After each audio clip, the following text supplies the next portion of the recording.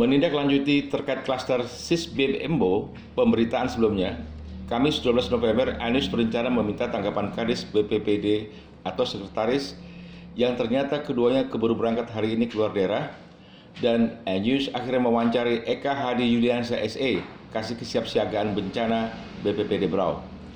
Menurut Eka Hadi Yuliansa, kalau penanganan langsung karena klaster ini orangnya sudah masuk ke rumah sakit, trackernya ke puskesmas. Ditambahkan dia, kalau yang berkaitan dengan klaster-klaster terjadi di perusahaan seperti SIS itu sudah ada sekat-sekatnya. Berikut tanggapan Eka Hadi Yuliansa SE terkait klaster SIS BMO tersebut. Upaya pencegahan hanya sampai di situ. Tapi kalau sudah menyentuh kepada penanganan langsung, seperti kasus yang baru ini, SIS ini kan? Ya. Ya, karena yang menemukan itu adalah perusahaan sendiri. Nah, mereka sudah membawa ini ke rumah sakit yang anunya.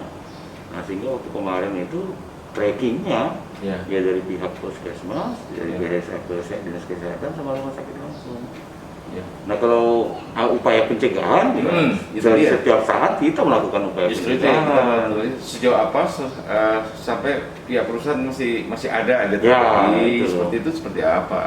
Nah, karena itu tadi kan kami sudah terpisah, Pak. Jadi kami tidak masuk ke dalam ranah perusahaan karena sudah ada semacam deal yang berkaitan dengan itu perusahaan sendiri yang harus mempertanggungjawabkan sejauh mana itu, dan mereka juga sudah punya klinik sendiri.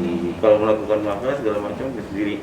Nah, kemarin itu kan yang ditemukan yang kejadian SIS itu, sepengetahuan saya itu dia melakukan karena ada gejala, dia masuk ke klinik perusahaan. Dari klinik perusahaan karena sudah kelihatannya ini memburuk, dirujuk ke rumah sakit. 15 orang itu kan? Iya, saya ini 15 orang itu berdasarkan tracking, Pak. Di tracking itu. Jadi dia pulang mancing dari luar kabupaten, ceritanya itu. Yang saya ketahui itu pulang dari mancing. Oh, bukan cuti? Bukan. Pulang dari mancing, hari mancing. Nah, dia ini tidak ada gejala gitu ya kan, cuma sudah terjadi kontak dengan yang 15 orang yang lain. Nah, beriring dengan waktu, dia kelihatannya orang letih, lesu, segala macam, berobat.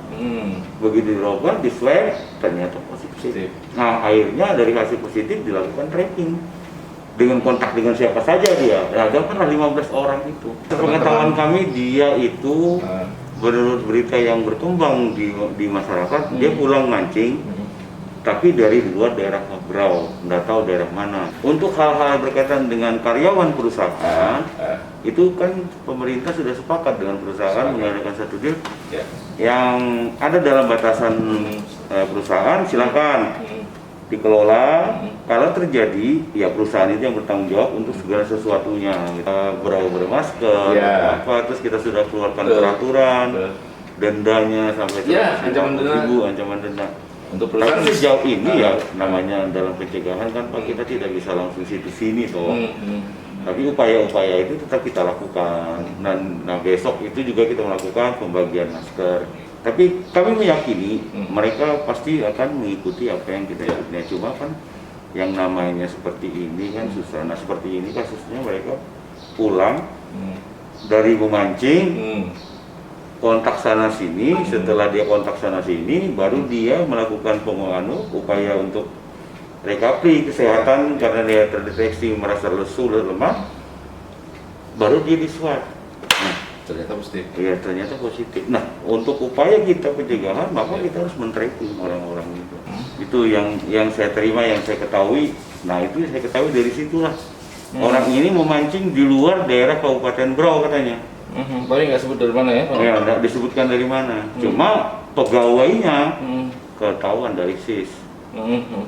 Ini sekarang ada media online baru, news. Harapan saya kepada seluruh masyarakat Kabupaten Berau, kiranya bisa senantiasa untuk melakukan komunikasi, kemudian interaksi dengan news setiap saat. Nah, melalui ini saya mengajak kepada seluruh masyarakat, ayo mari kita tonton apa yang ditayangkan oleh news ini.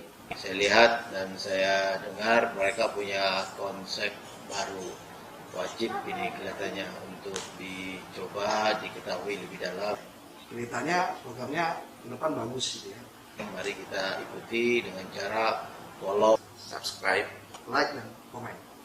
supaya media ini bisa menjadi media yang menjadi favorit kita di masa yang akan datang. Bisa menjadi penyambung lidah masyarakat dengan pemerintah dan semua stakeholder.